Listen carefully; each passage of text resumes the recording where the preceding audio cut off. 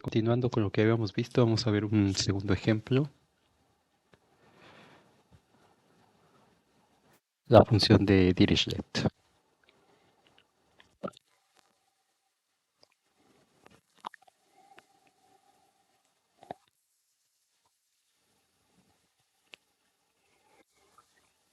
Este ejemplo nos va a servir para recordar algunas cosas que vieron en cálculo 1 y otras que probablemente no, pero que vamos a utilizar más adelante relacionadas con cosas de topología, como son puntos de acumulación y entre otras cosas. Entonces, la función de Dirichlet la vamos a definir como una función de dx que va a ser igual a cero si x pertenece a los irracionales intersección en el intervalo AB y va a valer uno si x pertenece a los racionales intersección en el intervalo AB.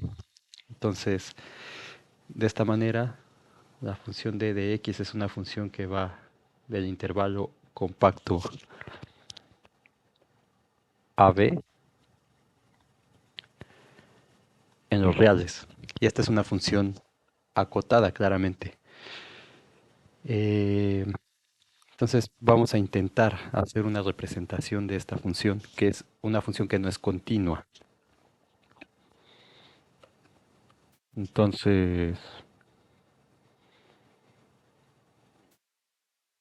vamos a dibujar nuestro sistema de ejes coordenados, que estaría 0. Tomamos un intervalo AB cualquiera, con las condiciones que hemos establecido anteriormente, donde A es menor que B. Entonces lo que nos dice esto es que voy a pintarla de color azul. La función va a valer 0 si x pertenece a los irracionales intersección AB. ¿Qué significa esto? Bueno, si tenemos toda la recta real, toda esta recta real que es el eje X, esa recta real está conformada por números reales. Y como aprendieron en cálculo 1, los números reales se pueden ver como los números racionales unión los números irracionales. O números irracionales unión los números racionales. Y demostraron que este era un conjunto denso en R, tanto I como Q. ¿Eso qué significa? Que en el intervalo, voy a borrar esto,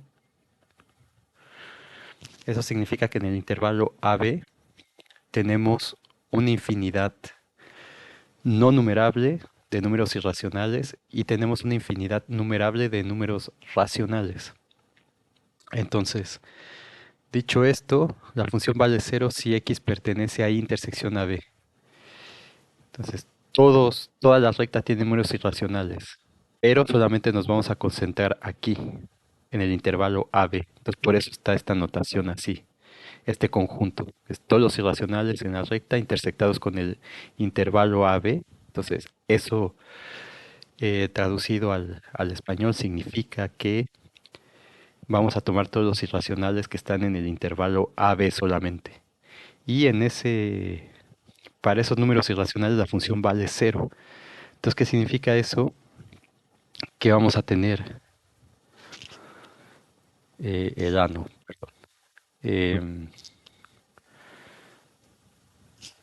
Vamos a tener que para todo número irracional AB, aquí no estoy diciendo nada sobre AB. AB puede ser racional o irracional, da igual, pero siempre va a estar cubierto por alguno de estos dos, porque los números reales, como mencioné, pueden ser o irracionales o racionales. Entonces puedo tener el caso de que A y B sean irracionales, entonces en ese caso la función valdría 0 en los puntos, puede ser que los dos sean racionales, entonces en esos puntos la función va a valer 1, puede ser que uno sea racional y el otro irracional, o sea, que A sea racional y B sea irracional, entonces en ese caso para A racional la función valdría 1, para B irracional vale 0.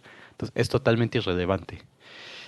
Sin pérdida de generalidad, si quieren, podemos suponer que A y B son números racionales, tales que A es menor que B.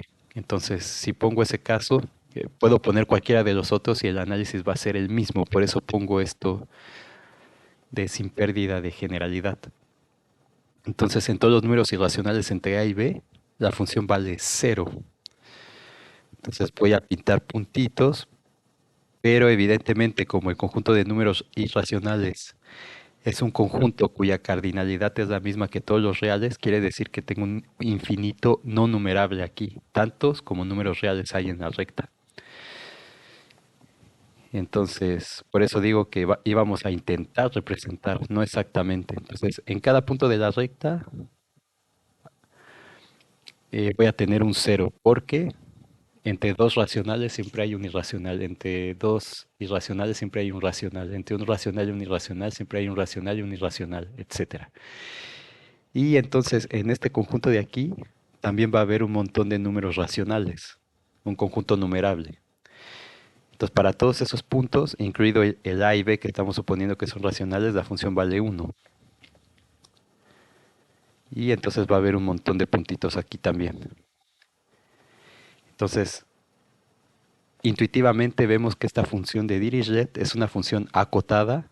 Entonces, ¿quién puede ser la cota inferior? Puede ser 0 o puede ser -1. Y la cota superior puede ser 1, puede ser 2, 1.5, lo que sea. Entonces, esta es una función acotada. Vamos a escribir eso aquí.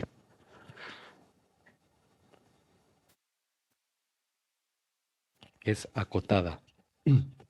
Entonces tiene infinidad de ceros. ¿Cuántos ceros? Tantos como números irracionales hay. O lo que es lo mismo, tantos como números reales. Y va a tener una infinidad de unos. ¿Cuántos?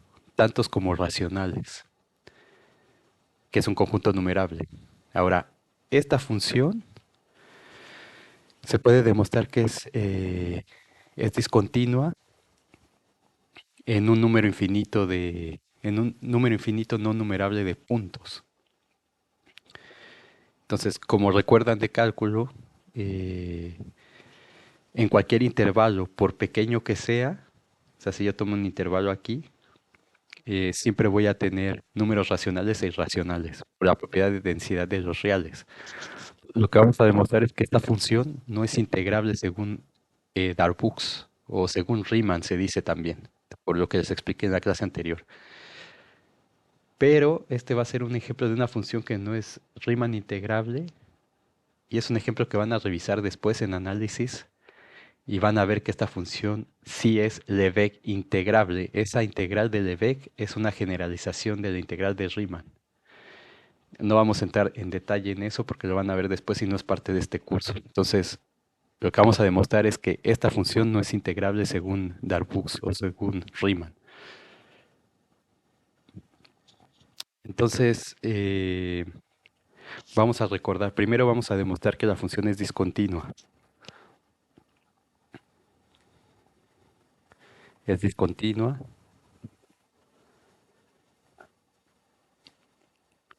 en los irracionales. Para demostrar eso, vamos a recordar la definición por vecindades,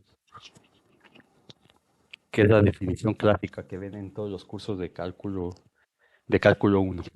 Eso lo voy a poner en azul. Son cosas que estamos recordando de los cursos anteriores. Entonces vamos a poner la definición 1 así, en azul. Entonces decimos que f es continua en un punto x0, sí, solo sí, para todo epsilon mayor que 0, existe delta mayor que 0, tal que x pertenece a la bola de radio delta centrada en x0, y entonces f de x pertenece a la bola de radio epsilon centrada en f de x0, que es la definición formal. O esto traducido en el lenguaje de epsilons deltas con la definición de bola. ¿Se acuerdan que esta bola era el conjunto de todos los números x en R tales que la distancia entre x y x0 es menor que delta, en este caso? O sea, recordando, voy a ponerlo de otro color, la vecindad de radio epsilon centrada en x0 es el conjunto de x en R tales que valor absoluto de x menos x0 es menor que epsilon. Entonces es menor que el radio. Entonces esto es equivalente a decir que para todo epsilon mayor que cero existe un delta mayor que cero tal que si valor absoluto de x menos x0 es menor que delta, que es el radio que está aquí, y x pertenece al conjunto al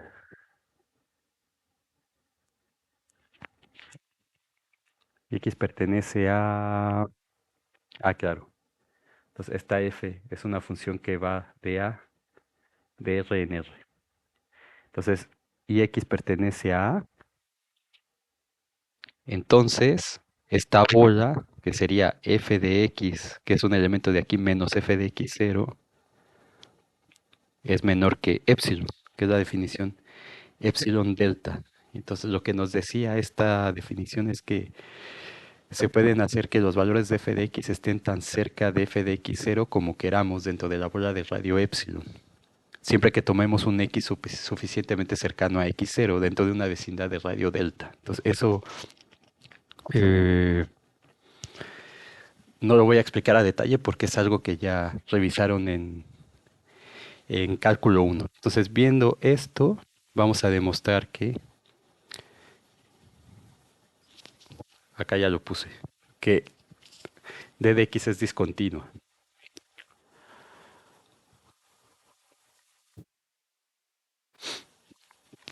en todos los números irracionales. Entonces vamos a suponer que la manera sencilla es suponer que sí es continua. Entonces vamos a supongamos que d de x es continua en x0 que pertenece al, al dominio de la función f que tenemos. Entonces en x0. Entonces, ¿qué significa eso por definición? Que para toda epsilon mayor que cero, que es la que tenemos aquí, existe delta mayor que cero, tal que valor absoluto de x menos x0 es menor que delta, entonces la norma de d de x, que es la función que tenemos, menos d de x0 es menor que epsilon. Entonces, esto se vale para toda epsilon mayor que cero. Entonces vamos a tomar un epsilon en particular. Entonces voy a poner aquí como esto es válido para toda epsilon mayor que cero, en particular, se cumple para epsilon igual a un medio, vamos a poner. Entonces tenemos dos casos. Caso uno, como este x0, voy a ponerlo acá, x0 pertenece al dominio de delta de x, ¿cierto? Entonces si pertenece al dominio de dx, perdón, de delta de x, de dx, entonces el dominio de dx o puede ser que la x sea irracional o puede ser que la x sea irracional. Entonces, caso uno, si x0 pertenece a q intersección a b, o sea, si es un número racional, eso implica, por definición, como es un número racional, que la función vale 1. Entonces, de x0 es igual a 1 en ese punto.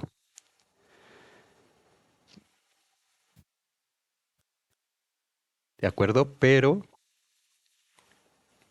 en la bola esta, que puedo poner como un intervalo, ¿se acuerdan? Si tengo esto, tengo el x0, entonces esto, déjenme ponerlo acá.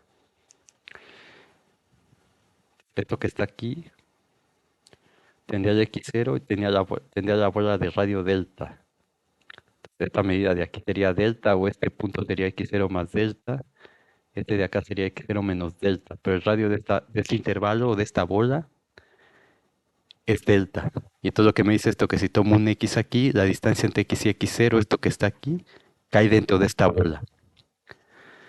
¿De acuerdo? Pero en esa bola, entonces en ese intervalo x menos x0, perdón, x0 menos delta. O sea, esto que está aquí es lo mismo que la bola de radio, esto que está aquí. ¿De acuerdo? Esto que está aquí es equivalente a esto de acá o es equivalente a este intervalo, como lo estamos viendo geométricamente. Entonces, x0 menos delta, x0 más delta en esta bola, que es igual a b delta de x0, existen tanto racionales como irracionales.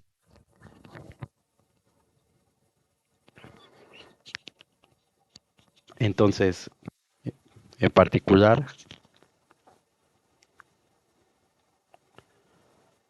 para los irracionales, en esta bola, digamos, vamos a ponerlo así. Entonces, en particular, para y que pertenece a I intersección la bola de radio delta centrada en x0, tenemos que d de y, para esos irracionales, según lo que me dice la función aquí, vale 0. Entonces esto implica que la función de y menos la d de x0, porque esto vale para, esta definición vale para x que pertenece al dominio de la función. ¿De acuerdo? Entonces este y es un elemento del dominio también. Y en particular son los irracionales que están en esa bola. Entonces para este, lo que tengo es que esto es igual a d de y que vale 0 menos d de x0 que vale 1. Entonces esto me queda igual a 1 y esto no cumple que sea menor que ese un medio que está ahí. Entonces esto es una contradicción. Pues 1 no es menor que un medio. ¿De acuerdo? Entonces por lo tanto, d no es continua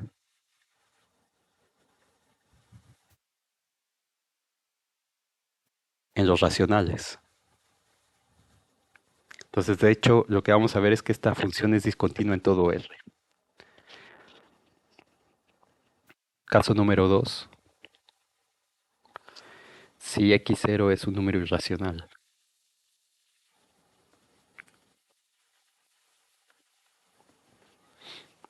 Entonces, ¿qué significa eso? Que x0 no es un racional. Es lo mismo.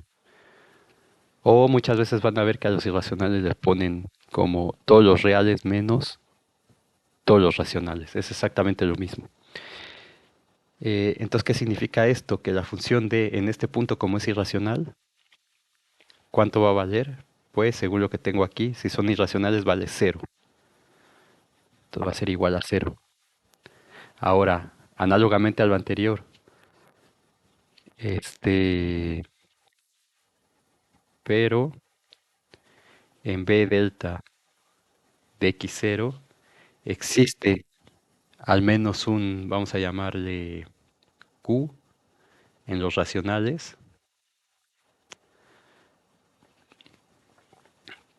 tal que q en los racionales, tal que q pertenece a la bola de radio delta centrada en x0, de nuevo tal que d de q es igual a 1, porque el valor de esto en los números racionales es igual a 1, como me indica aquí. ¿Qué significa esto? Pues que el valor absoluto de la función en q menos la función en x0 es igual a 1 menos 0, que es igual a 1, y esto tiene que ser menor que epsilon, porque estamos suponiendo que la función es continua, y el epsilon que yo agarré es epsilon igual a un medio. ¿De acuerdo? Y de nueva cuenta, esta es una contradicción, pues 1 no es menor que un medio. Entonces, por lo tanto, d no es continua en los irracionales intersección AB. Entonces, si quieren acá donde le puse en X0, si lo quieren poner mejor, es porque a veces me salto como cosas que digo y no escribo. En X0 que pertenece al dominio de D. Entonces, déjenme borrarle aquí. El dominio de D.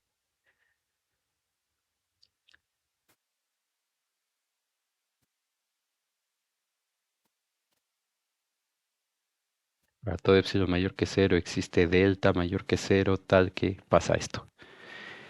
Entonces la función no es continua en R.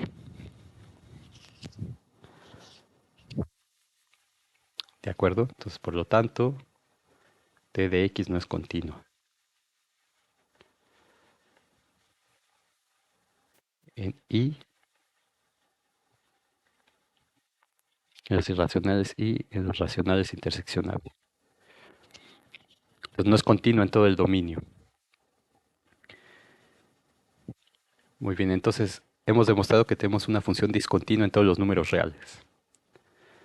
Ahora, la cardinalidad de los números reales es el Aleph 0.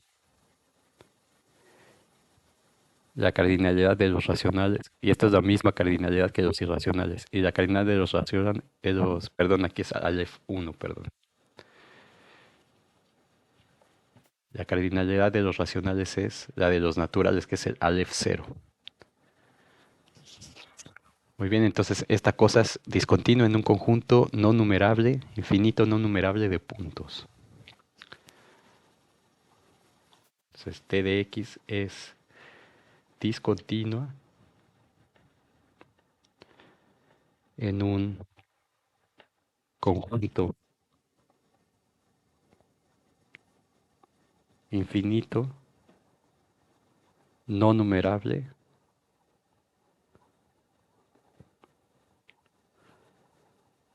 de puntos.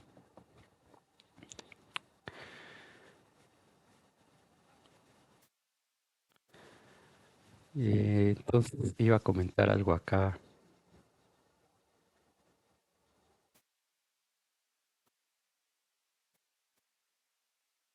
Mm,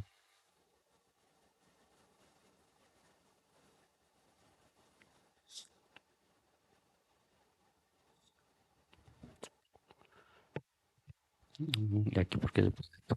Un conjunto infinito no numerable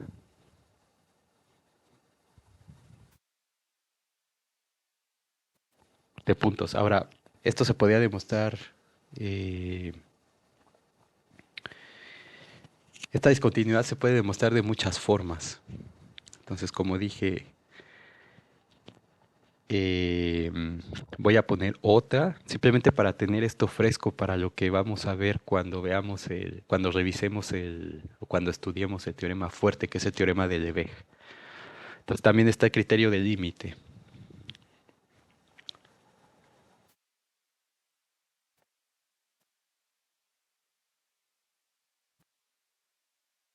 Criterio del límite, que quizás es más fácil que dice que f es continua en x0, sí, solo sí, el límite cuando x tiende a x0 de f de x es igual a f de x0. Y entonces para demostrar es que este límite es igual a f de x0, hay una definición con sucesiones. Entonces aquí hay otra definición. Digamos que nos decía, ¿cómo iba esto? Que si tenemos una función f definida en un conjunto A de R en R, y A es un punto de acumulación de R, perdón, del dominio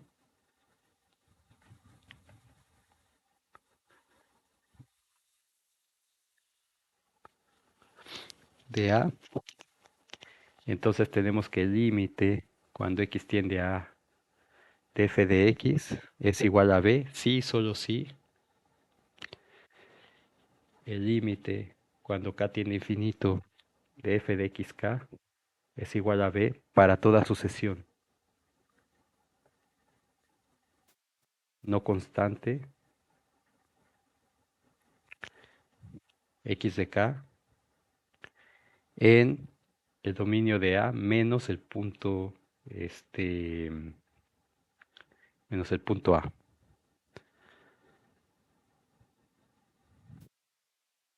Converge a A. Entonces, esta era la definición del límite con sucesiones, que de hecho es la primera que se ve y luego se revisa la definición de la continuidad, pero probablemente quizá en el curso que llevaron de cálculo 1 no vieron esta y solamente vieron esta, pero si la vieron, este es un criterio muy útil también para demostrar límites. Entonces, por eso este ejemplo es muy bueno para recordar cosas. Y aparte es una función a la cual no estamos habituados, es una función que no es continua, pero es acotada. Entonces, en principio, como es acotada, existen todas las sumas superiores e inferiores y va a existir tanto el ínfimo como el supremo, es decir, la integral inferior y superior. Y lo que hay que ver es si son iguales, nada más. Entonces, si demostramos con el criterio de límite, lo que estoy haciendo aquí es otra demostración de que f es discontinua.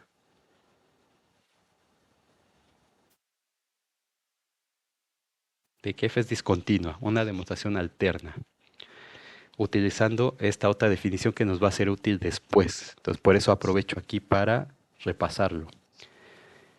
Entonces, si se acuerdan, si ustedes tienen la recta y tienen este,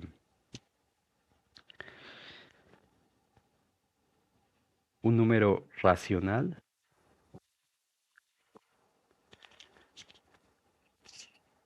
vamos a decir,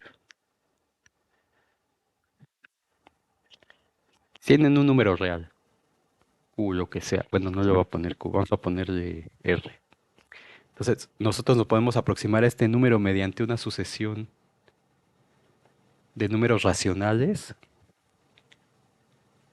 y también nos podemos acercar a este número mediante una sucesión de números irracionales. ¿De acuerdo? Entonces, si tomamos una sucesión de racionales Qn que tiende a x0, entonces la función evaluada en esa sucesión de números racionales en cada uno de estos, digamos, y estamos en el intervalo, déjenme poner esto, en x0 que pertenece al intervalo a, b. Entonces la sucesión de racionales ahí,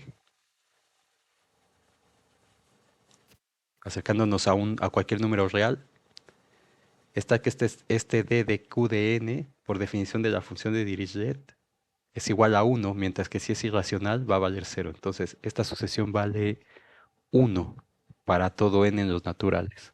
Entonces esto implica que el límite, cuando n tiende a infinito, de la d de qn es igual a 1. Entonces, como queremos demostrar que la función no es continua, lo que hay que hacer es exhibir dos sucesiones no constantes que converjan a números distintos, que sería la negación de esta definición. Entonces damos esta sucesión de racionales y encontramos que el límite es 1. Y ahora, si tomamos una sucesión de irracionales, ¿cómo le llamé? I sub, sub n, que tiende al punto x0 que está en AB, número real. Entonces, la d de I de n para todos los irracionales va a ser 0 para toda esta sucesión. Entonces, ¿qué significa esto? Que tengo muchos números irracionales. Entonces, una sucesión de esos números que tiende al número real R. Entonces, para cada uno de estos números, estoy encontrando que la función de Dirichlet me da igual a cero. Para todos ellos, es decir, para todo natural en n. Y entonces, si calculo el límite cuando n tiende a infinito de d de in, esto me da que es igual a cero. Entonces, lo que tenemos es que existen dos sucesiones distintas, no constantes, que convergen a x0, o sea, estas cosas son tales que el límite cuando n tiende a infinito de Qn es igual a x0 y el límite cuando n tiende a infinito de I de n es igual a x0. Entonces, esta es la sucesión de racionales que tengo aquí, esta es la sucesión de irracionales que tengo acá. Entonces, tengo dos sucesiones que tienden a cero no constantes, pero con límites distintos para la función d.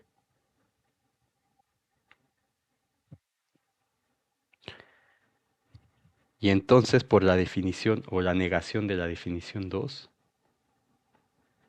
eso implica que d de x no, o sea, eso implica que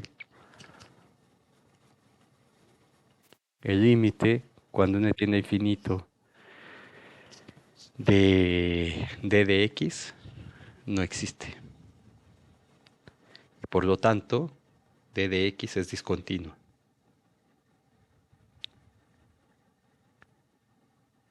en x0 que pertenece al intervalo AB. Entonces, esta es otra forma de demostrar la continuidad o la no continuidad de esta función de Dirichlet. Entonces, tenemos una función que tiene un conjunto infinito de discontinuidades. ¿De acuerdo? Entonces, ahora se preguntarán también, ¿qué es un punto de acumulación? Que mencioné por acá. Eso lo voy a ver en breve.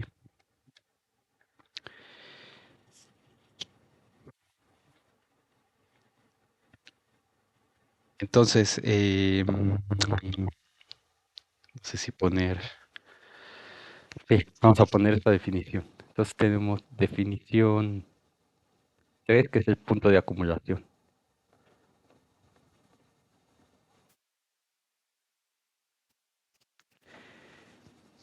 Y bueno, seguramente no sé, pero probablemente más bien vieron el teorema que, o sea, ustedes daban esta definición de límite, luego veían que esa definición era equivalente a la definición de epsilon delta o con vecindades y quizá vieron la definición topológica, pero eso más extraño que lo hayan visto.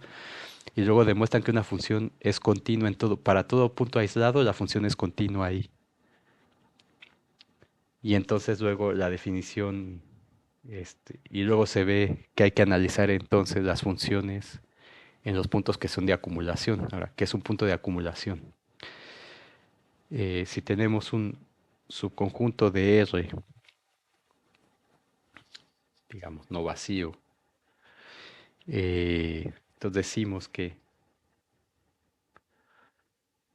x0 en R es un punto de acumulación.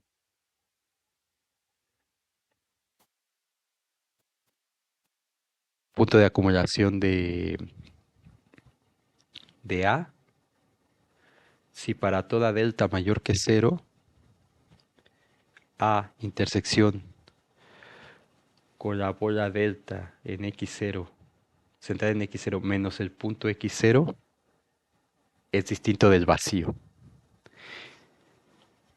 Entonces, si eso pasa, el punto x0 es un punto de acumulación. Entonces, ¿qué quiere decir esto en palabras? Que en toda vecindad de x0 hay algún punto de A que es distinto de x0, cosa que no pasa con un punto aislado. Entonces voy a definir aquí. Definición 4 en azul, que son cosas que tenemos que recordar y tener presentes. El punto aislado. Entonces, si A es un subconjunto de R, lo mismo A distinto del vacío, decimos que x0 que pertenece a,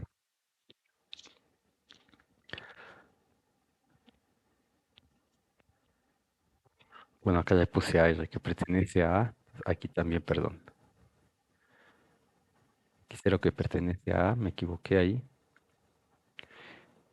es un punto aislado eh, de A, si no es un punto de acumulación.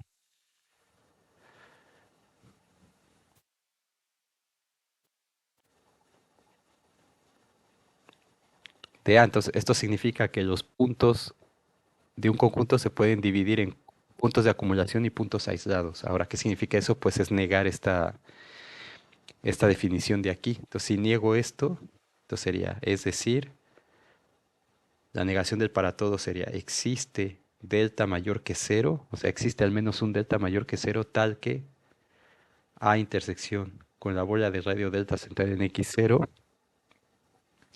es igual a x0. En otras palabras, me dice que existe una vecindad de x0 que no contiene a ningún otro punto de A, además del x0. Ahora, como una anotación, esto que está aquí, cuando tenemos un conjunto menos un punto, entonces esto lo ponemos como eh, A comita. Entonces, en este caso, B delta de x0 menos el punto x0 lo pondríamos como B delta comita de x0. Ahora, este,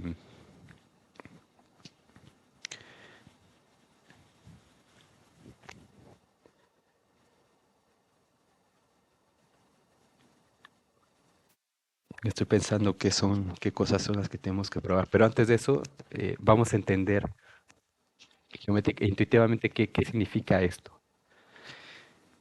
Entonces nosotros estamos trabajando con la definición en los números reales, siempre. Por supuesto, esto tiene las definiciones en un espacio topológico en general, pero como mencioné al principio, eso no lo vamos a analizar acá porque no es parte del curso. Pero estas cosas sí, en el espacio de los reales. Y de hecho esto es bueno porque cuando vean cálculo 3 van a extender estas definiciones a Rn.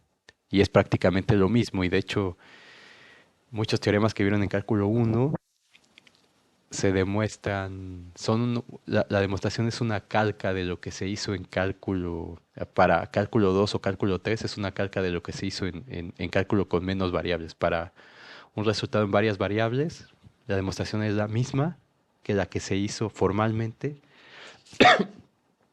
en el cálculo de una variable. Muchas veces no, pero en la mayoría de los casos es así. Entonces, ¿qué significa esto? Que yo tengo un subconjunto de R, vamos a decir que este es A. Entonces, estos puntos, voy a poner ese conjunto A así, voy a poner un punto acá afuera.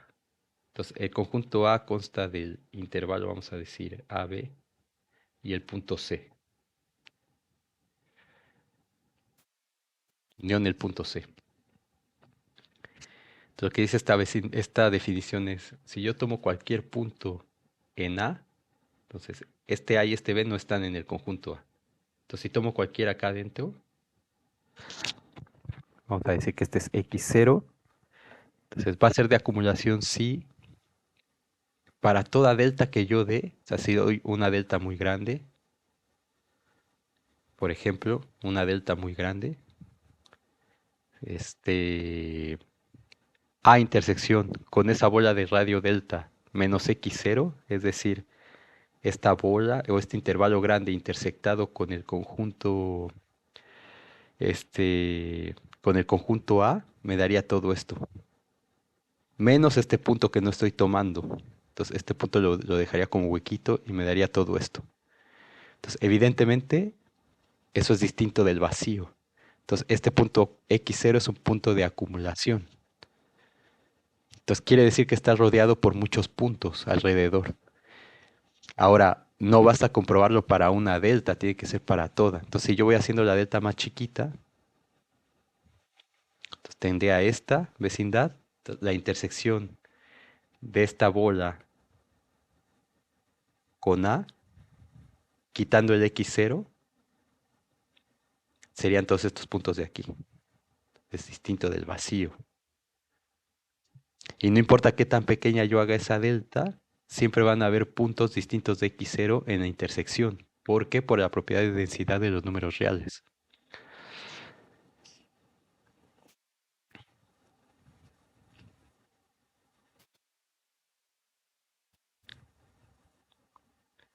¿De acuerdo? Entonces, ¿qué significa punto de acumulación? Se llama así porque los puntos se acumulan ahí. Y el caso contrario del punto aislado, entonces aquí ningún punto de aquí es un punto aislado porque siempre voy a encontrar una vecindad.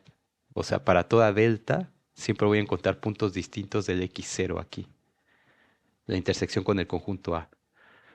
Pero ahora si tomo el punto C,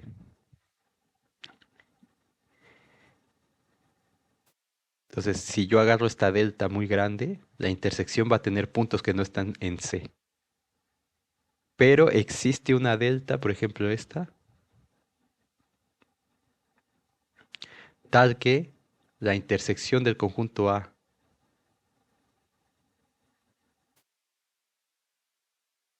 con esta bola, entonces el conjunto A, recuerden que es todo este intervalo con este punto. Entonces para esta delta chiquita de intersección de esta bola con el conjunto A, pues es el punto x0 que tengo aquí. Y no hay nadie más alrededor. Entonces este punto de aquí sería un punto aislado. Entonces esto, con este ejemplo, entendemos qué significan estas dos cosas. Entonces, por ejemplo,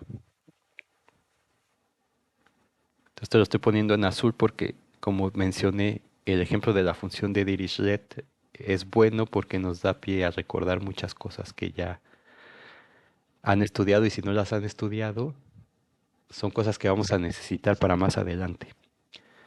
Entonces, por ejemplo, si A es igual al intervalo 0, 1,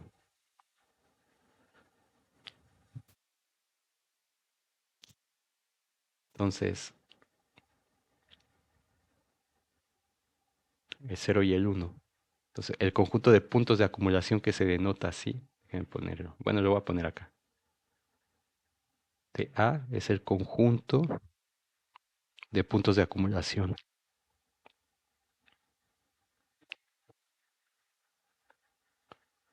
de A, o también le llaman el conjunto derivado de A.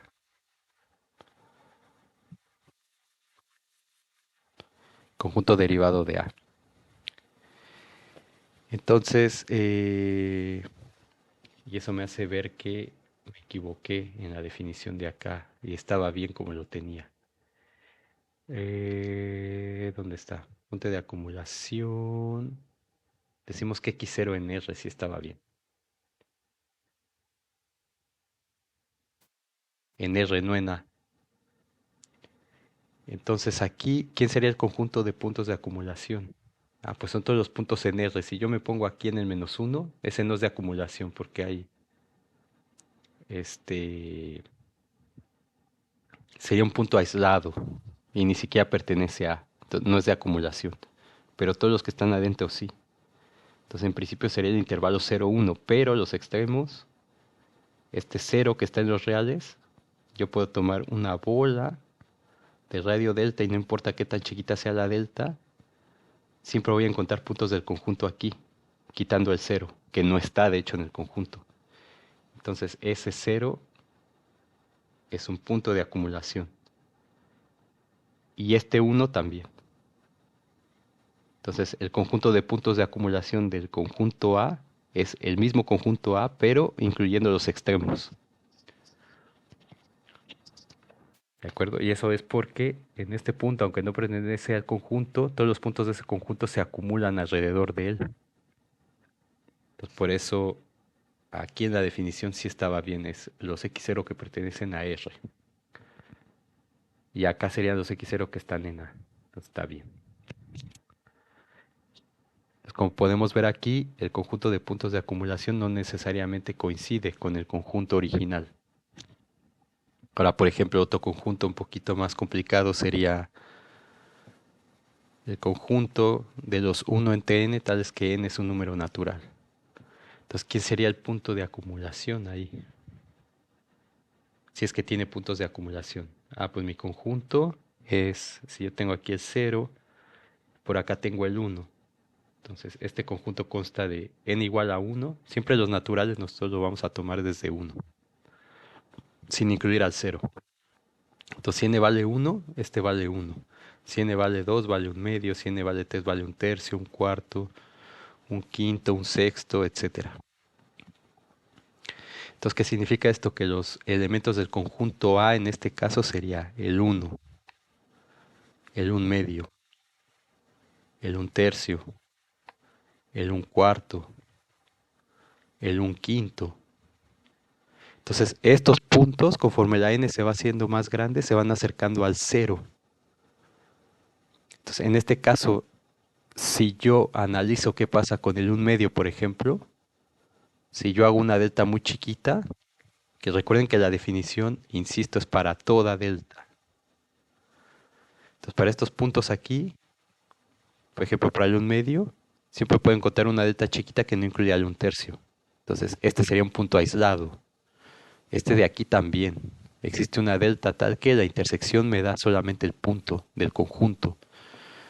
Y lo mismo aplica para cualquiera. Aunque se vayan pegando, siempre voy a encontrar una delta por la propiedad de densidad de los números reales tal que la intersección con el conjunto me dé solamente el punto en cuestión. Pero eso no va a pasar con el cero. Entonces con el cero, no importa qué delta yo dé, si es muy grande, la intersección van a ser puntos distintos del cero. Si la delta es muy chiquita, siempre voy a encontrar puntos de esta sucesión que están adentro de esa bola de radio delta, también por la propiedad de densidad de los números reales. Entonces en este caso, el derivado de A sería el cero que no está en este conjunto, de hecho. Ese sería el único punto de acumulación que hay. Y todos los puntos de acá serían puntos aislados. En el caso de este conjunto no tiene puntos aislados, pero este de aquí tiene un montón.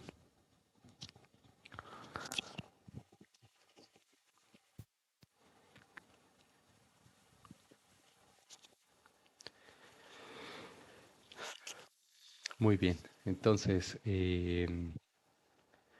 dicho lo dicho, antes de continuar con el ejemplo voy a ver otra cosa. Entonces, vamos a poner un teorema también. Entonces, recuerden que todo lo que pongo en otro color son cosas que estamos recordando. El ejemplo realmente fue la función de Dirichlet y estamos demostrando que, bueno, vemos que la función de Dirichlet es acotada y estamos demostrando que es discontinua. Entonces, para esa demostración de discontinuidad puede ser con esto que pusimos aquí, que es bastante sencillo, o puede ser la demostración con esta otra definición con sucesiones. Y todo esto que estoy poniendo acá, recordando cosas útiles que vamos a usar después e incluso en este mismo ejemplo. Entonces, bueno, antes de ver el teorema este, a ver si queda más claro el conjunto de puntos de acumulación. Entonces, por ejemplo, a ver, otro ejemplo. eh, si el conjunto A es el conjunto de números racionales, por ejemplo. Entonces, la definición de punto de acumulación es para toda x0 en R. Entonces, acá, por ejemplo, no estoy viendo los demás puntos porque cualquier punto, aunque no esté en A que tome, cualquier número real, siempre va a haber una vecindad chiquita tal que no incluya ningún punto. Entonces, no son puntos de acumulación, no me interesa y los voto. Entonces, aquí A son los racionales. Pero tengo que ver qué pasa con todos los números reales. Entonces, aquí tengo 0.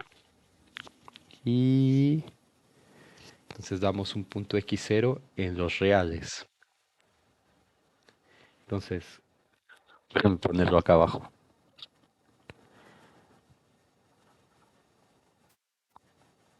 Damos cualquier punto en los reales. Ahora, como Q es denso en R, ¿qué significa? Que cualquier o para cualquier vecindad de radio delta centrada en ese punto, o sea, no importa qué punto sea un número real, cualquier vecindad de radio delta centrada en ese punto eh, existe al menos un racional Q que es distinto de x0, tal que la vecindad de radio delta en x0 intersección con los números irracionales es distinto del vacío. Entonces, claro, si yo tomo este punto genérico en los reales con una vecindad delta, con esa delta tan pequeñita como yo quiera, no importa qué tan pequeña sea esa delta, en ese intervalo siempre van a haber tanto números racionales como irracionales. Como la intersección tiene que ser un número racional, y por esa propiedad de densidad siempre voy a encontrar un racional ahí, entonces la intersección de esta bola hueca, digamos aquí le quito el x0 que estoy tomando, la intersección de esta siempre va a tener un racional, un elemento de este conjunto. Entonces es un conjunto no vacío. ¿De acuerdo? Entonces, por lo tanto, ¿quién es el conjunto de puntos de acumulación de A? Pues cualquier número real.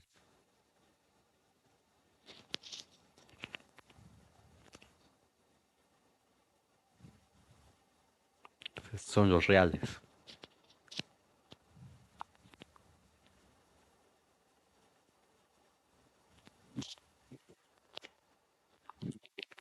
¿De acuerdo? Y ese Q por el mismo motivo no va a tener puntos aislados. Si yo tomo un racional y tomo una vecindad, no importa qué tan chiquita sea la delta, siempre voy a encontrar un racional ahí. Entonces no tiene puntos aislados. Aunque este conjunto sea una sucesión de puntos numerable y todo lo que ustedes quieran, el problema es que entre dos siempre hay un real y un racional. Entonces nunca van a estar solos. Entonces no tiene puntos aislados y sus puntos de acumulación son todos los reales. Entonces en cualquier número real se amontonan los números racionales, es lo que quiere decir. Análogamente, por ejemplo, si vemos que A sean los irracionales, por el mismo, por el mismo argumento, los irracionales son densos en R. Entonces, si damos un x0 en los reales, esto implica que en cualquier vecindad de radio delta centrada en x0 existe al menos un irracional y distinto de x0, tal que la bola hueca de radio delta centrada en x0, intersección con los irracionales, va a ser distinto del vacío. Y el análisis es el mismo, no importa qué número yo tome, x0 sea que sea un número real, puede ser racional o irracional. Recuerden que R es I unión Q. Entonces, si es racional, siempre en cualquier bola que yo dé va a existir un irracional por la propiedad de densidad. ¿Se acuerdan eso de que entre dos racionales siempre hay un irracional, entre dos irracionales hay un racional, etcétera, etcétera? Pues eso. Entonces siempre va a haber uno aquí, un irracional que va a estar en el conjunto y entonces la intersección va a ser no vacía. Y tampoco tiene puntos aislados. Entonces el conjunto de puntos de acumulación de los irracionales pues va a ser todos los reales también. Y análogamente, el conjunto de puntos de acumulación de los reales van a ser los números reales también. Entonces, en este caso se cumple que A es igual a A'. Eh, entonces, esto pueden, a lo mejor Víctor o Arturo pueden dar más ejemplos al respecto de esto porque lo vamos a usar para, para eso, ese teorema, que es el teorema principal de la primera parte del curso. Ahora sí, vamos a necesitar un teorema también. Voy a ponerle teorema 1 y lo que nos va a decir es que si tenemos un subconjunto A de los reales y siempre distinto del vacío, entonces que eso es, damos un punto x0 en A, entonces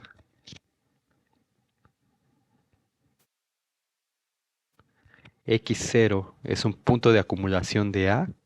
Si x0 es un punto de acumulación de A, entonces x0 no es un punto aislado.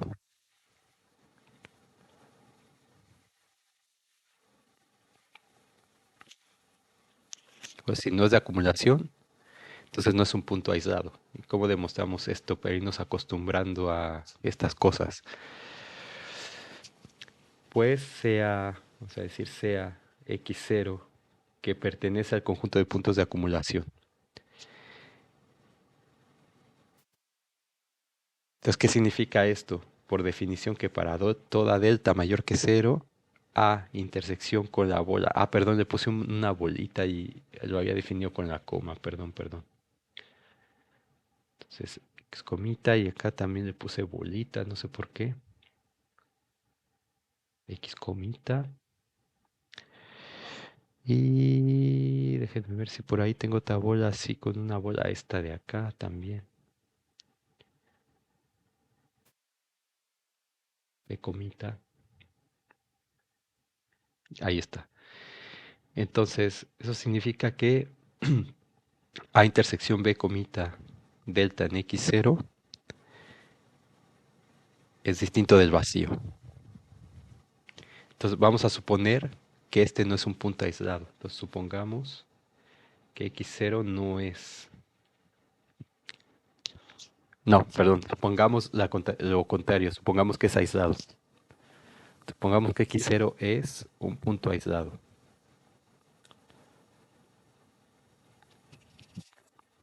Entonces, ¿qué significa esto por definición? Que existe al menos un delta mayor que cero, existe al menos uno, tal que A intersección con la bola de radio delta en x0 es el punto x0. Pero entonces esto implica que A intersección con la bola agujerada, si le quito el x0, entonces la intersección es vacía, ¿cierto? Entonces aquí este B' no tiene el x0. Entonces la intersección con el conjunto A pues va a ser vacía. Si la intersección era x0 y se lo quito, la intersección va a ser el vacío. Y esa es una contradicción porque este x0 es un punto de acumulación. Es decir, lo que tengo acá arriba. A intersección B delta prima de x0 tiene que ser distinto del vacío. Entonces, si un punto es de acumulación, eso implica que no es aislado, lo cual significa que los puntos se pueden dividir eh, en dos cosas diferentes. Ahora aquí me voy a seguir para no cortar el video, que se va a hacer un poco más pesado, pero bueno, lo pueden ver completo y al final de cuentas es como estar en la clase de 2 horas, en el salón de clase. Eh, Muy bien, entonces vamos a, después de esta digresión que está en azul, que la pueden poner como en un apéndice en sus notas, y en sus notas también pueden poner esto así, demuestran que es discontinua y luego seguimos por acá con eso.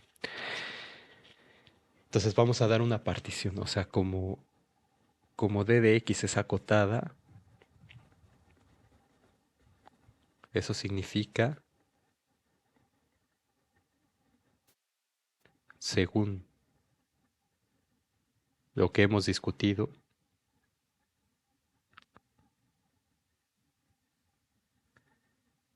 que existen tanto mi como mi grande para toda i, desde 1 hasta n, en xi menos 1, xi, existen las sumas inferiores para cualquier partición, las sumas inferiores para cualquier partición del intervalo AB, y existen tanto la integral inferior, bueno, acá le puse f, y estamos con la función d. Entonces déjenme ponerle aquí de p, la función de p para toda partición. Este,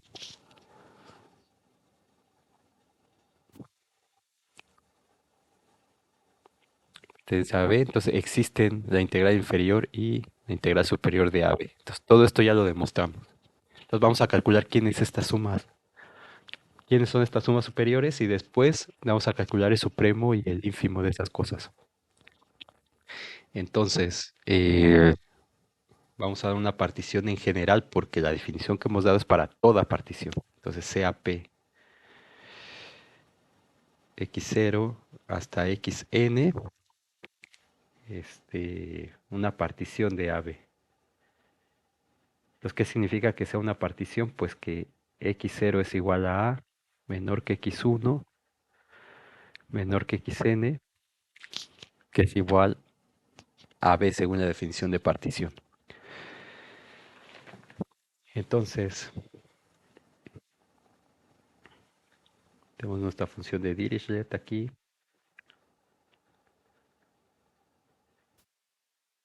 a b, y tenemos que aquí tiene ceros, por acá tiene 1. Entonces, esta funciona así. Y vamos a dar esa partición, de manera que este es x0, este es xn, tendríamos x1, etcétera. Aquí tendríamos xi menos 1, xi, xi más 1, etcétera. Acá por acá xn menos 1, xn. Entonces, tenemos esta partición. Ahora no voy a dibujar quiénes son porque puede ser que estos x sean o racionales o irracionales. Entonces puede ser que aquí sea 0, por acá sea 1. Entonces, como la partición es general, no me voy a preocupar por eso. Entonces, tenemos que esa P divide al intervalo AB en subintervalos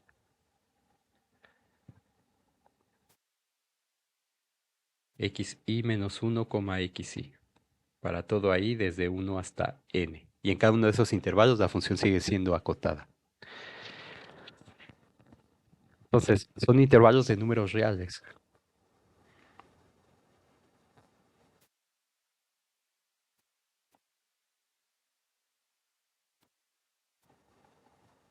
Son intervalos de números reales. Entonces, por la propiedad de densidad de R, entonces por eso no me preocupo si en las esquinas son racionales o irracionales o no. Eso da exactamente igual para el análisis que vamos a hacer. Entonces, existe, vamos a ponerle lo que he mencionado acá. Vamos a ponerle que entre dos racionales existe un irracional y un racional, etcétera. O entre dos irracionales existe un racional y un irracional. Entonces sabemos la propiedad de densidad. Entonces, en este intervalo, en cada uno de estos, en este que es el general, voy a tener números racionales y números irracionales. Entonces, el valor mínimo que toma la función o el ínfimo sería cero y el valor supremo sería uno, dependiendo si es racional o irracional. Entonces vamos a ver eso. Am, Vamos a ponerle aquí los irracionales. Creo que te lo estoy poniendo en azul. Sí, los irracionales. Entonces aquí voy escribiendo con la anotación y voy hablando, explicando qué es. Los irracionales son densos en R. Entonces eso implica que para toda i, desde 1 hasta n, en xi menos 1, xi, existe al menos un irracional y, para el cual la función de Dirichlet es igual a cero. Entonces, en este intervalo o en cualquiera va a haber racionales y irracionales. Entonces, en cualquiera de estos intervalos, tomando este general, en este en particular, pero de hecho es en general porque es para toda i, pero viéndolo en el dibujo, existe al menos un irracional por la propiedad de densidad tal que el d de y es igual a cero. Entonces, por definición de ínfimo,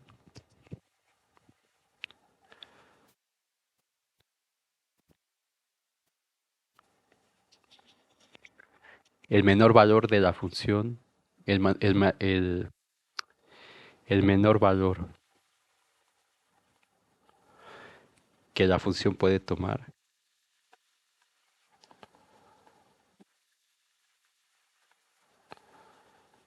es mi igual al ínfimo de d de x,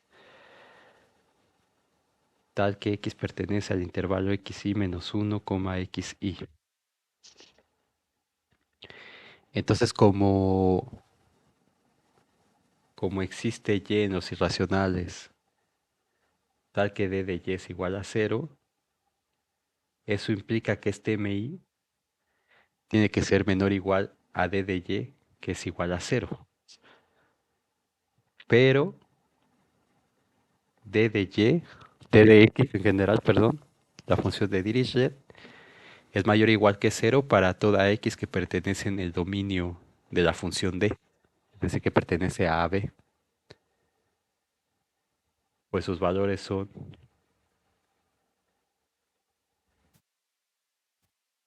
o cero o uno. Entonces, si este es el valor mínimo que puede tomar y este, si es el ínfimo, tiene que ser menor o igual a este, pues como los valores son cero y uno, pues el MI no le queda otra que ser cero. Entonces, ¿qué sería este ínfimo?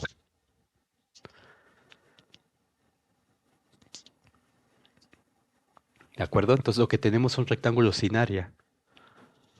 Entonces no los puedo dibujar aquí porque son como rectángulos sin área que están ahí. Entonces, en esta función tan compleja no puedo hacer el diagrama de eso. Pero de manera abstracta lo que tengo es que tenemos rectángulos sin área.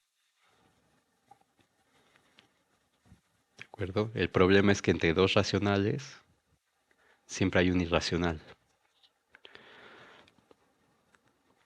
Entonces, entre estos dos existe algo que no tiene área, que vale cero. Son como,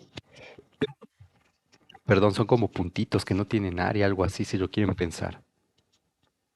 Entonces, como esta cosa existe, pues calculamos las sumas inferiores de la función d y la partición p que dimos general. Entonces, esto por definición es la suma desde igual a 1 hasta n de mi por delta de xi. Como esto vale 0 para toda i, entonces la suma desde igual a 1 hasta n de 0 por delta xi, y esto pues es igual a 0.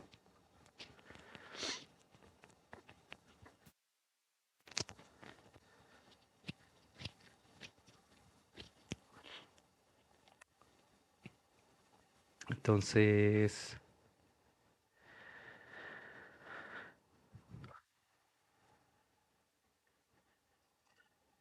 mm, de aquí podemos calcular, a ver, déjenme ver qué puedo hacer. Si hago, estoy pensando que es mejor. Las sumas superiores las sumas inferiores son cero.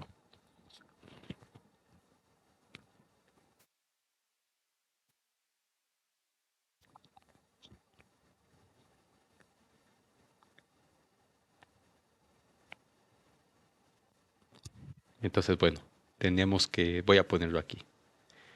Entonces, el supremo de las sumas inferiores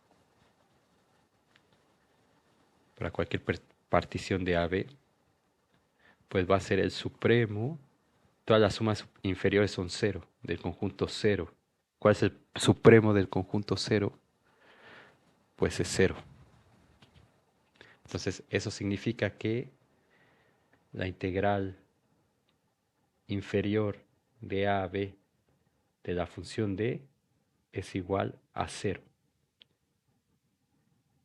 Entonces, aunque la función es discontinua en un número infinito no numerable de puntos, la integral inferior existe y vale cero. Ahora, análogamente calculamos cuánto vale la suma superior, el supremo de las sumas superiores. Entonces, las sumas superiores de la función D en la partición P va a ser la suma desde igual a 1 hasta n de mi por delta xi. Y esto va a ser igual a la suma desde igual a 1 hasta n de este mi. Ah, pero claro, ese no lo he calculado. Eh,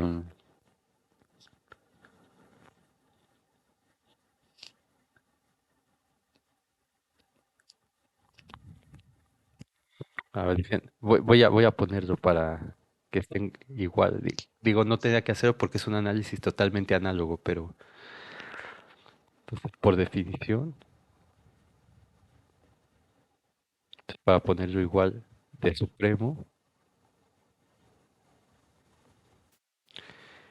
es el mayor valor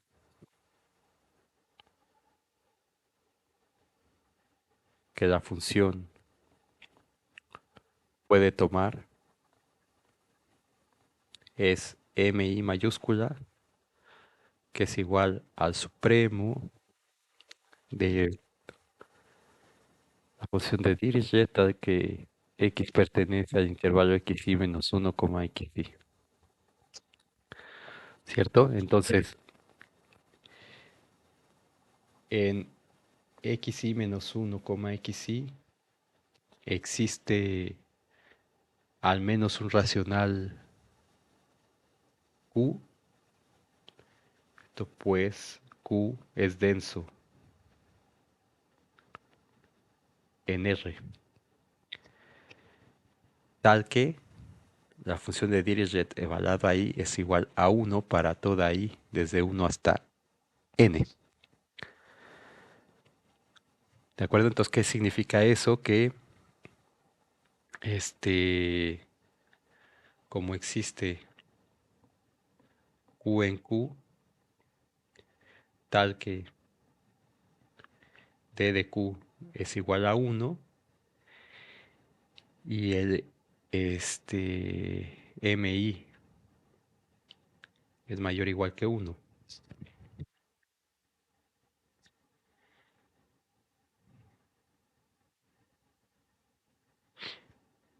Y lo mismo que está aquí, pero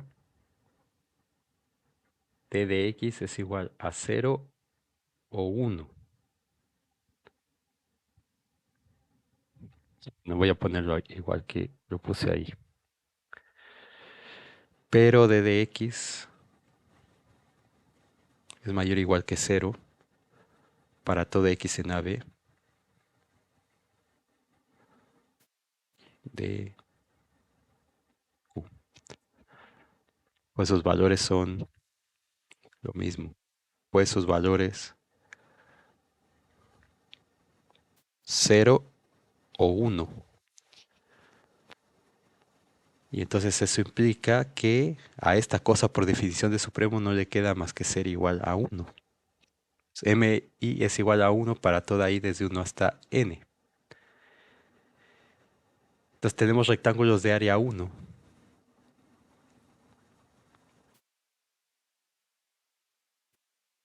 Los rectángulos, entre comillas, sea lo que eso signifique, de área 1. ¿De acuerdo? Entonces, las sumas superiores de D en P sería la suma desde igual a 1 hasta n de mi por delta xi. Y como esto es 1 para toda i, entonces igual la suma desde igual a 1 hasta n de 1 por delta xi. Y este delta xi es b menos a, como ya habíamos visto anteriormente.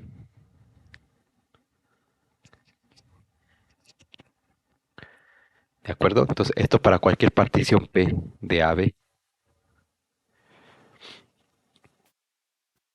Y entonces el ínfimo que existe, por lo que ya hemos demostrado en la teoría, que es consecuencia del axioma del supremo, tal que P pertenece a P de AB, pues va a ser igual al ínfimo del conjunto de estas sumas que es B menos A siempre. ¿Y cuál es el ínfimo de este elemento? Pues va a ser igual a B menos A. Entonces, por lo tanto, la integral superior de AB de la función de Dirichlet es igual a B menos A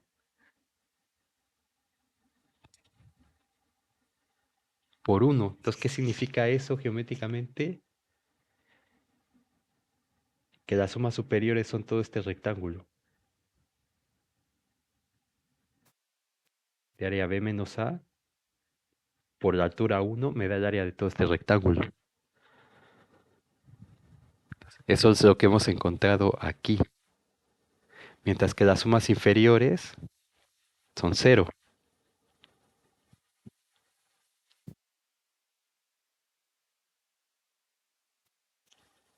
¿De acuerdo? Entonces lo que tenemos es que se cumple,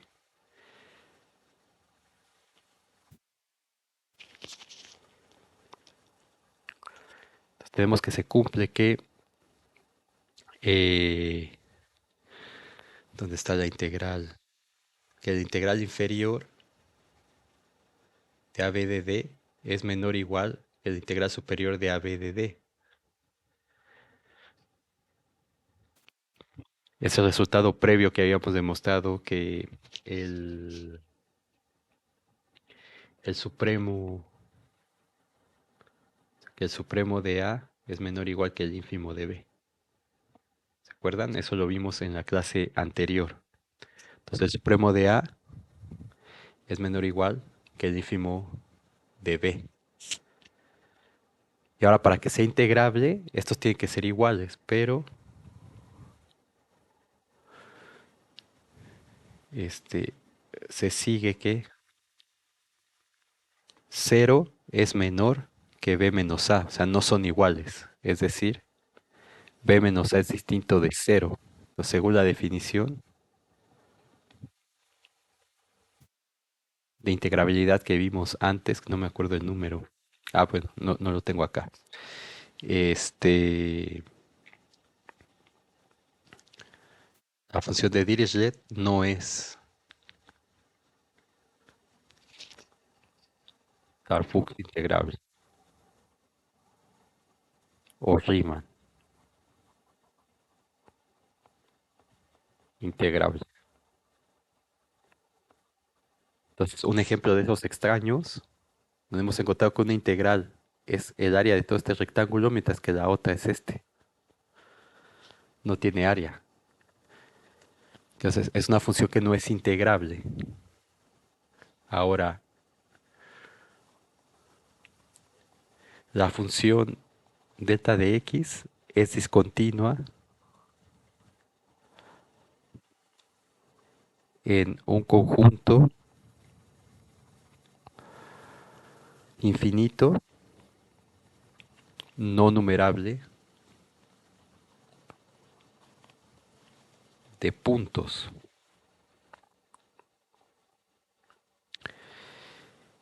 Eh, y hemos visto y hemos demostrado que no es integrable. No es integrable. Sin embargo,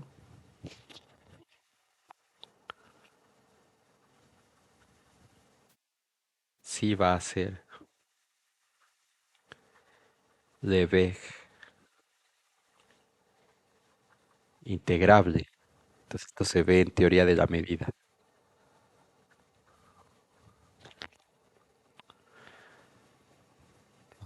Esto es en teoría de la medida. Se generaliza la integral de Riemann o de Darboux a la integral de Lebesgue.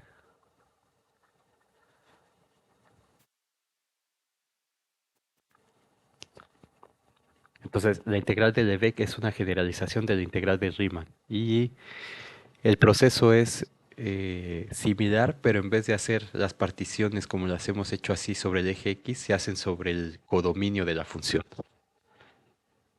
Entonces, bueno, este es un ejemplo útil cuando uno va a entrar a un posgrado o cuando uno tiene una entrevista para cierta cosa o lo que sea, le pueden preguntar, bueno, dame un ejemplo de una función que sea que no sea Riemann integrable, pero que sí sea Lebesgue integrable. Ah, pues la función de Dirichlet. Entonces, ¿qué significa eso? Que esta función sí tiene área en el sentido de una definición general de área. Y esa definición general de área es la medida de Lebesgue. Ahora, nosotros he mencionado que vamos a ver un teorema de Lebesgue. Ese teorema de Lebesgue, les adelanto, nos va a decir que si la función tiene un conjunto de discontinuidades que es de medida cero, entonces si tengo una función acotada tal que el conjunto de discontinuidades es de medida cero, entonces la función va a ser Riemann integrable. Y de hecho es un sí y solo sí. Entonces función acotada con un conjunto con un conjunto de discontinuidades de medida cero es integrable.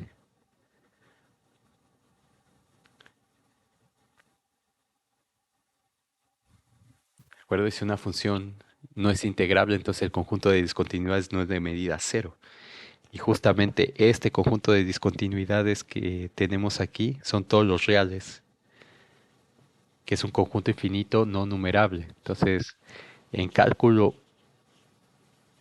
uno, no, miento, esto se ve acá.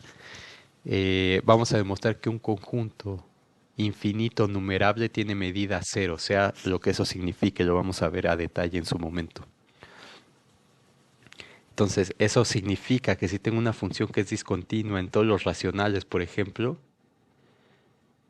una función que se vea como esto, vamos a ver ejemplos más adelante, que sea discontinua en todos los racionales nada más, esa función va a tener integral, va a ser integrable según Riemann.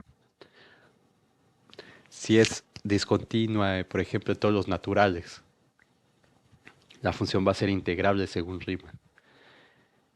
Si es discontinua en todos los irracionales, ahí ya no. Si es discontinua en todos los reales, ahí tampoco. Si es discontinua en el conjunto de Cantor, eso lo van a tener que hacer de tarea. Entonces, falta poco para que lleguemos a ese teorema muy poderoso que nos va a dar un conjunto de funciones en general. Si tenemos una función acotada, vemos cuál es el conjunto de discontinuidades y en base a eso vemos si la función es integrable o no. Entonces el teorema de Lebesgue. Pero al nivel que vamos ahora, simplemente hemos demostrado que esta función rara, extraña, donde existen, que es una función acotada, entonces existen las sumas superiores e inferiores, y existe la integral inferior y superior. Una de esas integrales me da uno, que es todo el rectángulo. Otra de esas integrales me da cero. Y entonces, por definición, esa cosa no es Riemann integrable. Pero sí existen sus integrales superiores e inferiores. Muy bien, ¿qué más quería comentar por acá? Eh, Vamos a ver un teorema, un criterio de, más bien una estimación del valor absoluto de, de la integral. Eh, y eso nos va a ayudar después para demostrar ciertas propiedades, porque el objetivo, antes de ver el teorema de Lebesgue, es demostrar que efectivamente esta integral de Riemann cumple con ser una medida. Y entonces ya le podemos decir formalmente que efectivamente mide el área. Pero para eso tenemos que demostrar qué pasa con la integral de una suma de funciones, etcétera, etcétera. Entonces para allá vamos. Ahora vamos a demostrar ese teorema final antes de empezar con la sección 5 que nos va a dar un criterio para poder calcular la integral de manera más sencilla, para ver si una función es integrable de una manera más simple que calcular ínfimos y supremos. Entonces, esa sería la siguiente sección. Bueno, entonces vamos a poner proposición 1.4. Déjenme, voy a tener que abrir esto y ver lo anterior. Entonces es 1.41, habíamos visto 1.4.2. Entonces esta es la desigualdad básica de integrales de Darboux.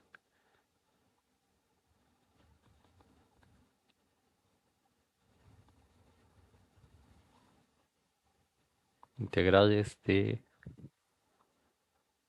Darboux. Y repito, como no hemos visto la construcción de Riemann, pues después vamos a ver que son equivalentes. Esto lo suelen encontrar como la desigualdad básica de integrales de Riemann o de Riemann-Darboux, o simplemente desigualdad básica de integrales, entendiendo que son la integral de Riemann. Eh, entonces lo que dice esto es sea f una función en un compacto a los reales que sea acotada. Entonces esto es básico para que existan todas las cosas que hemos definido hasta ahora. Y vamos a decir sean alfa y beta números reales tales que la función f está acotada entre ellos dos. Entonces beta por b menos a va a ser menor o igual que las sumas inferiores. em, ¿Cómo le pongo?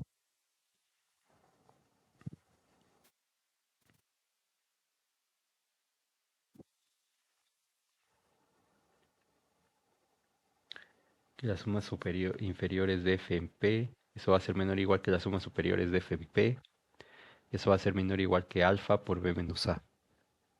Entonces, por tanto, si f es integrable, entonces beta por b menos a va a ser menor o igual que la integral de ab de f, y eso va a ser menor o igual que alfa por b menos a. Entonces, en particular,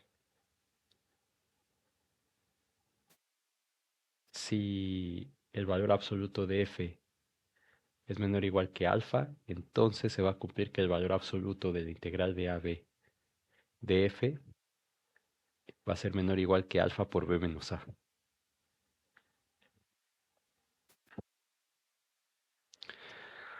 Muy bien, entonces vamos a demostrar esto para terminar con esta sección 4 y va a quedar como media hora que...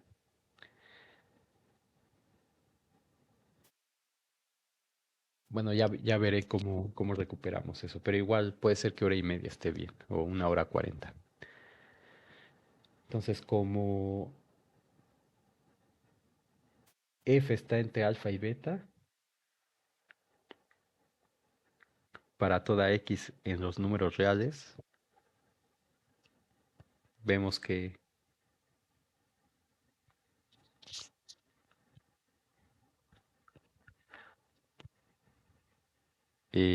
beta es menor o igual que m de f y m de f es menor o igual que alfa, porque la f está acotada. Acotada. Entonces, si está acotada, en particular esta f está entre dos valores m de f, ¿se acuerdan? Que habíamos visto. Y este m mayúscula, que le pongo de f para decir que es respecto a la función que tenemos aquí. Entonces, si eso pasa, pues esta beta la escogemos de esta forma y esta alfa la escogemos de esta forma. Entonces damos una partición P del intervalo AB.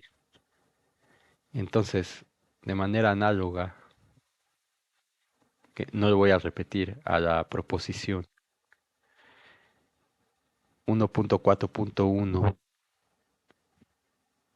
2i, ¿se acuerdan? Donde teníamos que, que esta cosa estaba acotado entre m chiquita b menos a y m grande b menos a. Entonces, haciendo exactamente lo mismo, llegamos a que beta por b menos a es menor o igual que m de f por b menos a, y eso es menor o igual que las sumas inferiores de fp, y eso es menor o igual que la integral inferior de AB de f. Entonces, aquí estamos usando también la proposición, de hecho, 1.41 en general.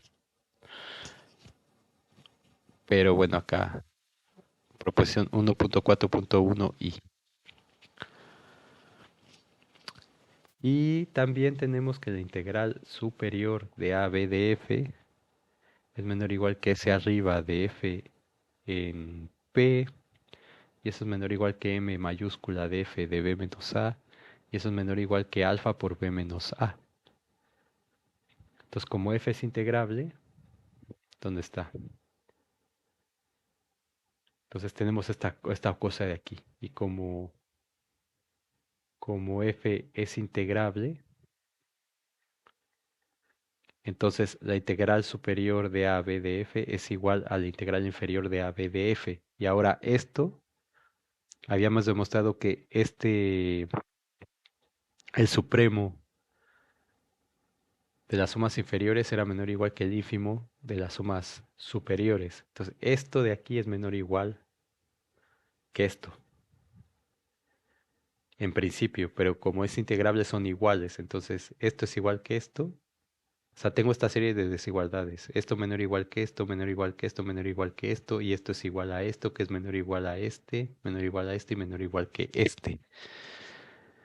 Por lo tanto, lo que tenemos es que beta de b menos a es menor o igual a m de f por b menos a. Eso es menor o igual que la integral de ab de f porque es integrable. Y eso es menor o igual que esta suma que es menor o igual que mf b menos a. Y eso es menor o igual que alfa por b menos a.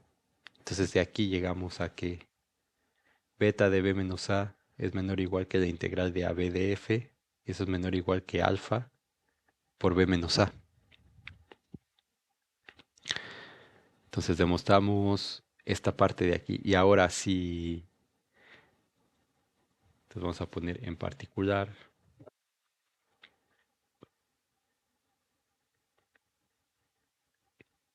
si valor absoluto de f es menor o igual que alfa, entonces por definición de valor absoluto, esta f está entre menos alfa y alfa.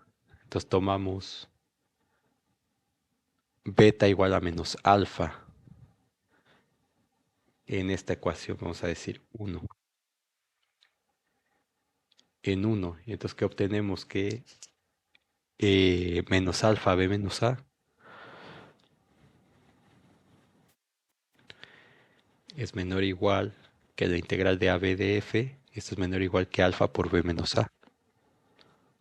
Y por definición de valor absoluto, esto significa que el valor absoluto de AB de F es menor o igual que alfa por B menos A. Y tenemos demostrado ese resultado. Ahora, geométricamente, ¿qué significa? Entonces, siempre que uno pueda hacer dibujos para entender una idea, hay que hacerlos. Entonces, nosotros tenemos una función, vamos a decir f. Siempre la pongo así, pero bueno, puede ser como sea. Y voy a ponerla continua simplemente para entender qué está pasando aquí, porque si pongo algo que no es continuo, aunque sea integrable, salen cosas raras como la función de Dirichlet. Y entonces no voy a entender el concepto, aunque no sea algo general, tengo la idea en la cabeza de qué es lo que está pasando. Entonces tengo A, tengo a B. Entonces lo que dice esto es que esta F está acotada entre un número alfa, es decir, que está acá,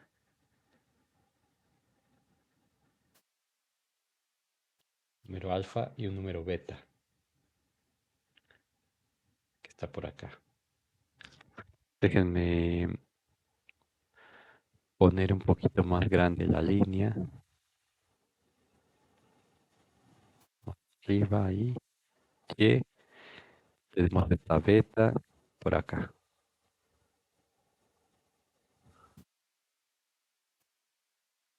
Beta. Entonces tenemos que F está entre alfa y beta.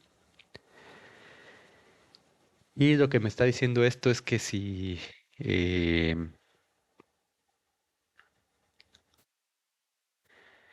si beta es igual a menos alfa. Perdón, lo hice al revés. Entonces me está diciendo que beta es menor o igual que F, menor o igual que alfa. Entonces esta es la F, alfa está por arriba, sí. Por acá tengo esta beta. Lo que dice que sí. Y bueno, la primera desigualdad que tenemos aquí, beta por B menos A es menor o igual que la integral de AB de F es menor o igual que alfa por B menos A. Entonces B menos A es este lado. Entonces B menos A por alfa, que esa altura me da toda esta área. Toda esta área de acá. Entonces, de hecho, déjenme poner. No está bien, la beta la puse aquí. Entonces, toda esta área. Entonces, toda esta área es beta por B menos. Perdón, es alfa por B menos A. Entonces, esta área en rojo es alfa por B menos A. Y lo que me dice es que esta área es más grande que el área bajo la curva, que sería. Bueno, y aquí me faltó el rojo acá. Pues toda esta área es mayor que toda esta, que es el área bajo la curva. Y luego me dice que beta, que es esta alturita por B menos A, que sería esta área chiquita. Entonces geométricamente me dice que esta área es más chiquita que el área bajo la curva y esta área es más chiquita que alfa por B menos A. ¿De acuerdo? Esa es la interpretación geométrica de esta cosa de aquí. Ya, perdón, de esta cosa de aquí, de uno. Y ahora el valor absoluto. Entonces, vamos a ponerlo acá.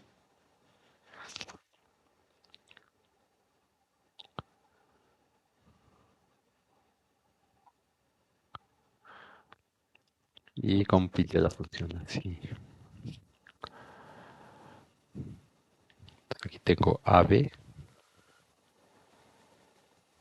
Entonces aquí me va a salir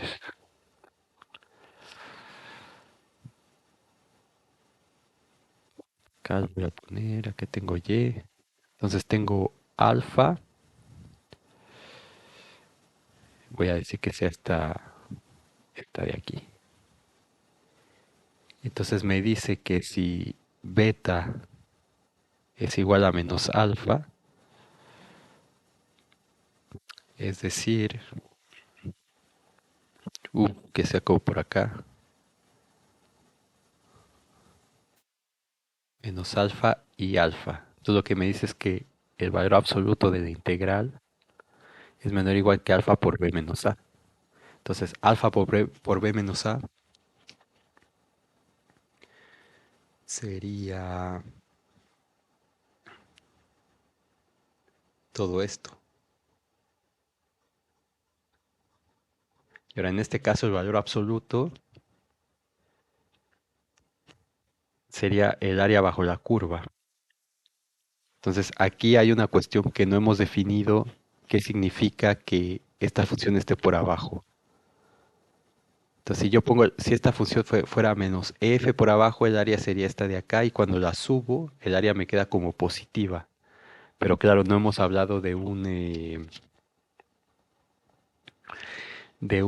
área bajo la curva negativa, porque hemos tomado al principio las f's positivas, ¿se acuerdan? Como una observación que hice para trabajar arriba del eje X. Pero después vamos a ver que al área, de hecho, le podemos asignar un signo. Y eso ya lo aprendieron en álgebra lineal, con el producto cartesiano, con el producto cruz, perdón, cuando sacan el área del paralelogramo. Entonces, si ustedes sacan esto, les va a dar un número, pero si ustedes sacan esto, les va a dar el mismo número, pero con un signo negativo. Y entonces el área es el valor absoluto de esto. Pero en base a esto uno puede definir un área positiva si es que esta cosa está apuntando para arriba o que el área sea negativa si esta cosa está apuntando para abajo. Entonces, en ese sentido, si yo tengo una función que está por abajo, si fuera en vez de esta curva, entonces el área bajo la curva sería esta con un signo negativo y el valor absoluto me diría, es como si tomaras la función por arriba y le calculas el área. Entonces la interpretación de esto es que siempre el área como una medida positiva va a estar por debajo de esta área grande, de todo este rectángulo formado por b menos a y esa altura alfa.